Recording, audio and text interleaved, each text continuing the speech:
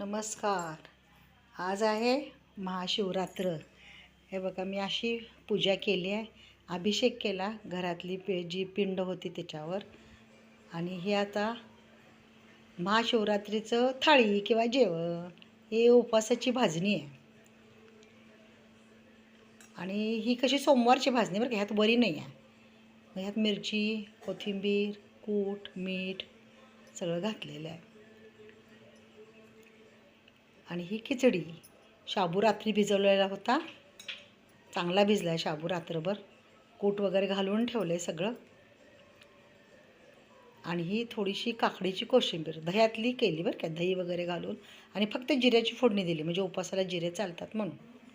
आणि ही आता थाळी, उपवासाचं थालीपीठ केलं आहे, खिचडी केली आहे, रताळ एक शिजवलेलं होतं, आणि कोशिंबीर, ताक केलं मस्तपैकी गारपर्यंत.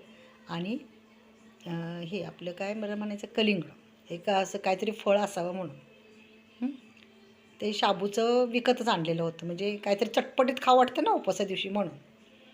ही कोशिंबीर, ताक आणि खिचडी. तुम्ही काय काय केलं उपवासाला मला सांगा कमेंट करून. अशी ही आपली काय म्हणतात तशी महाशिवरात्रीची थाळी किंवा महाशिवरात्रीचं उपवासाची थाळी. आणि आमच्या आहोंचा पण उपवास असल्यामुळं काय केलं, जरा जास्त केलं, म्हणजे परत भूक असं होऊ नये ना. दररोजचं जेवण आणि उपवासाचं ना बराचसाच फरक पडतो ना.